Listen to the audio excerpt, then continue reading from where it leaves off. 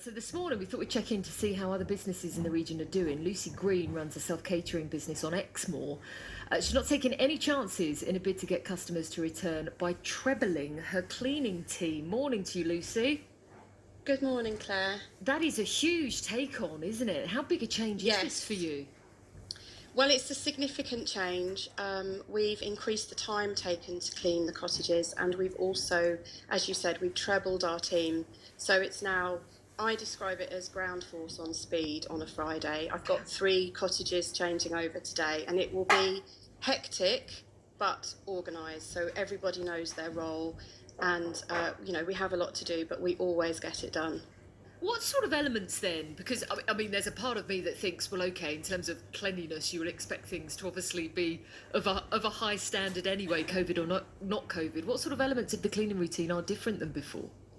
Yes, and you're absolutely right. We've always deep cleaned our properties between the lets, and in fact, it's something that our guests regularly compliment us on, and it's been commended by Visit England. So that was pre-COVID. And we were very happy and proud of our cleanliness and our standards. But now there's 2 really big things that have changed. And the first one is, and I think that was alluded to on the Butlins report, that guests want reassurance and confidence that they're coming somewhere that is completely clean and hygienic and safe for them. And secondly, there just are simply a lot more rules and regulations that we need to follow. So, for instance, every single item in the kitchen has to be put through the dishwasher between lets. So that's every plate, glass, mug, pot, pan, you name it. That and cleaning the kitchen itself takes one person the entire 6 or 7 hours when you've got 6 or 8 people in a cottage. So that's a big part of the job. So I've got 3 cleaners that just do kitchens now.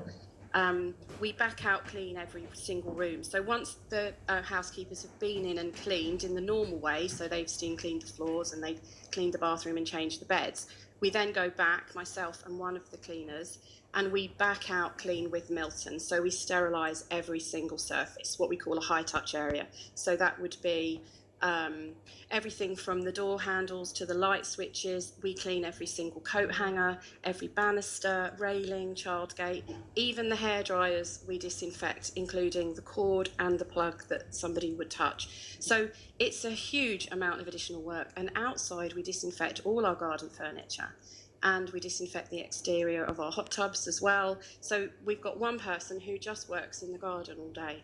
So it's a big undertaking. What's this costing you? Because obviously we've had a period of time where you must have lost some revenue as well.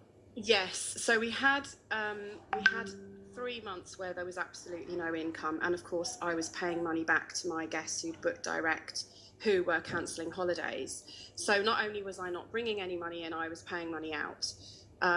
This is costing 3 times what the cleaning cost before. So it's a huge cost, and in some cases, on weeks that were pre-booked and people are coming in, say, July and August, I'm not making any money really. But what I'm doing is keeping the business going.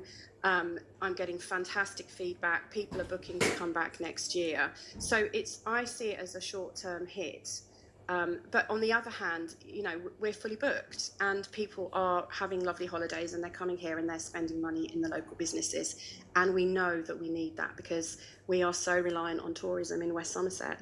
Well, and speaking of which, do you think actually now areas like West Somerset will almost be able to cash in because so many families are not choosing to go abroad?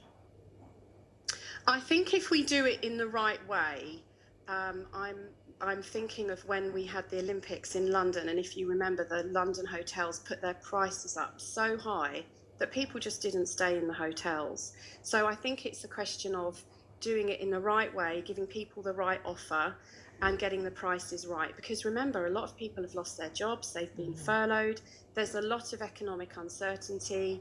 You hear every day about a big company going bust that you didn't even know was in trouble. And in a minor way, in a much smaller way, we've seen that in Minehead. Pubs have closed, coffee shops have closed, tea shops have closed. So, everybody is suffering. So I think we will definitely become better known. I think people who are planning to go to Cornwall are looking at Exmoor, and that's brilliant because people are going to come to this part of the country and wonder why they didn't come before, because It's lovely.